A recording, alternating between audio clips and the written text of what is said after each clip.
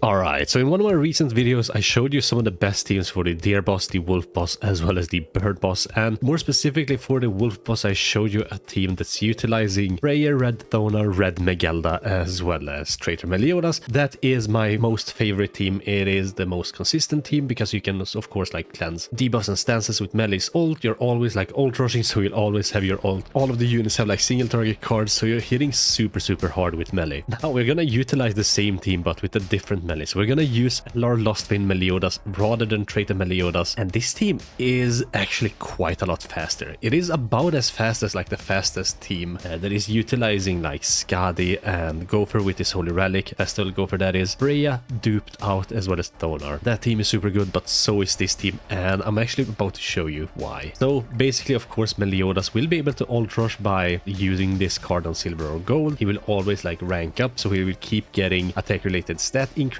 I do have his Holy Relic. I'm not sure if you actually need it, but I do have it, and I do have him 6/6, so his ult will actually play a huge part in this as well. Freyr, of course, is gonna give us some stats. He also has a death type ultimate, so that's really nice, and he will prevent us from getting the ignite effects applied to us. Thonar will give us the 40% attack related stat as well as the 40% HP related stats, and give us one ult gauge or whenever she attacks or deals damage. And Megelda, of course, whenever she attacks, she doesn't need to deal damage. She is gonna increase our ult gauge ores by 1 orb and give us up to 30% additional HP related stats whenever she uses a skill. She'll also be able to heal us a little bit with this blue card here. The gear I have on them is attack crit on the melee, just regular substat rolls, same with like Freyr. And Thonar has HP defense with like crit resistance sub rolls on the middle pieces. I think this is the best gear set for Megelda as well, though attack defense could work. I'm just using my blue Megelda's gear on my red Megelda, so that is why it's attack crit, and it's only because of like the guild boss, right? Because you want the crit. Otherwise, like attack defense for like any sort of demonic beast runs with either of the two Megeldas would have been better. And of course, crit resistance sub rolls. Now, of course, Meliodas here wants to be crit, so we're not gonna run anything like that on him, but his crit resistance is 24%, and actually quite a lot of the times they don't actually crit him, so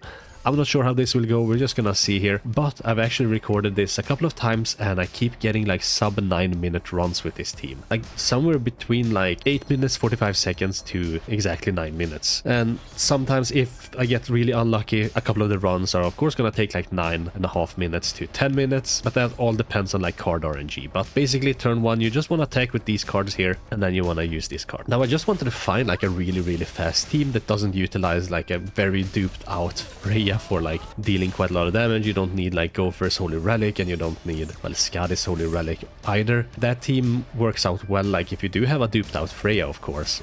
Mine is only 2/6. I don't think that is anywhere near good enough. So I wanted to make this, this team just for like the 2x drop chance event, as well as like the 2x increased chance to drop the card sets and stuff like that. So this team actually works quite well, and that is because you're just gonna have to see. So turn 2 here, we're gonna just use this card, and we're gonna use 2 melee cards. Now this is nice because this actually merged. Otherwise, like try to get both Freyr's and Megelda's ultimates somehow, either by attacking with a Thonar card either before or after you ult. That is gonna give them their ults because they're just 1 ult gauge or short, or just use like 2 cards with them, like if you don't get a Freya, or just use 2 cards with them if you don't get a Megelda attack card. Otherwise, like you can use a Megelda attack card as well. So I think that is what I'm gonna do here. That's gonna give me their ults, and yeah.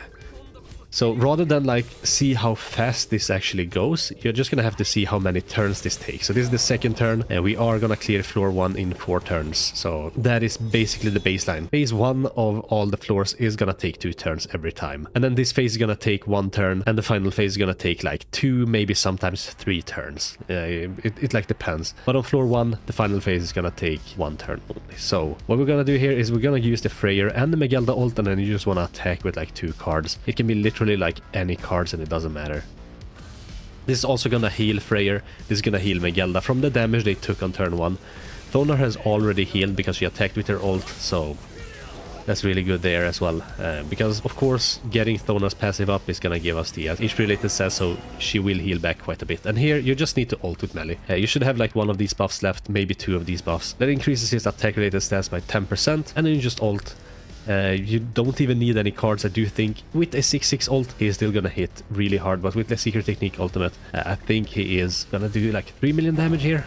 4 million. All right. So yeah, that's floor 1. That was 4 turns. Super fast there. Of course, I was talking and explaining the thing. I guess like I can show you how quickly like floor 2 or 3 goes, but they are a little bit different. So I still want to like mention a couple of things that you need to keep in mind. Like, for example, you might not want to use Freyr's ult on the second phase. You kind of want to maybe use Melly's ult and make the Megalda ult on the second phase rather. That is because you kind of want to kill one of the dogs as quickly as possible on the final phase. You want like save his ult. Sometimes you can like use Melly's ult and also get his ult back. We'll see if we can't do that here. But here I'm actually gonna attack the little wolf here with these 2 cards. I do believe this card is able to hit him on floor 2, but on floor 3 it is going to patience. These other 2 first cards that I'm using are gonna patience on the white wolf with the gear that I do have on them. So as you can see, they're not gonna deal a lot of damage to the little wolf either. This card though deals like 26 to 30k, maybe 35k. But as you can see, it only deals 6k to him, so of course the other attacks will patience, so you do want to attack at least with the Thonar cards so that you deal damage at least and fill up your like ult gauge orbs. So here this is nice, we actually get 2 melee cards, and melee did get crit there twice, so we can just use these 2 cards. So what I'm gonna do here is I'm gonna use this card, I'm gonna use the Megalda card, and I'm gonna use 2 melee cards, and that is gonna kill. As long as the boss has like below 10% HP, the 2 melee cards with like 2 stacks of his 10% attack related stat increase that he gets from his passive, I believe this is passive, will hit damage cap. So there are no worries there, and that's nice also because we can ult with him, and maybe I can use some other attack to give him 1 ult gauge orb and then attack with this. That's gonna give him his ult. So if I do this, that is gonna give him 1 ult gauge orb. Unfortunately this isn't gonna deal enough damage because I do need to deal 10% damage somehow. This might do. So what I'm gonna do here is I'm just gonna do this instead, and if we happen to not kill it, like it is what it is, but usually you do kill it. I'm not sure about this, like the bronze card. I think it might deal enough damage. Yeah, I think it's only if Freyr is like attack stat lowered that it doesn't do enough damage. But you will basically always have one of these cards at hand anyway, so you can clear that in 2 turns. Here though, I think we will just attack the left hand side wolf. So we're gonna do this. We'll save this card. No, actually I'm gonna use it and then do that. So that's gonna be 4 attacks on the left hand side wolf and 2 attacks on the right hand side wolf. And we do need to keep in mind, actually, let's just straight up kill him. So it is 3 attacks on the right hand side wolf. Now we do need to kill him within 2 more attacks, otherwise he's gonna get the revive, but we do have the ultimate. I think that is gonna be enough to actually kill. But I might as well just attack with some other units, just to sort of increase my HP. Alright, so that is quite unfortunate, but I'll do this attack here, and then this might hit damage cap. Actually, I'm not gonna chance it, so we're just gonna do this.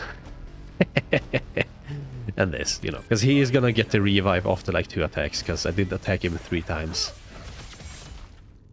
Yeah, it might not have done enough damage there if I attacked with Megalda first, because her card doesn't deal a lot of damage, even though she would have healed back whatever she had lost. One thing could be like you could attack the white wolf and you would have the debuffs up still. That means that you could potentially heal with Megalda. But if you don't, like, you'll just take more damage if like Megalda is or has her like buff card disabled. A lot of the time she does. So you know what, it is what it is. But here hopefully he is gonna use like at least 1 AoE attack so that he hits melee. Sometimes he doesn't. Like sometimes he uses 3 attacks and all of them are single target attacks. But usually at least one of these 3 attacks is gonna be an AoE.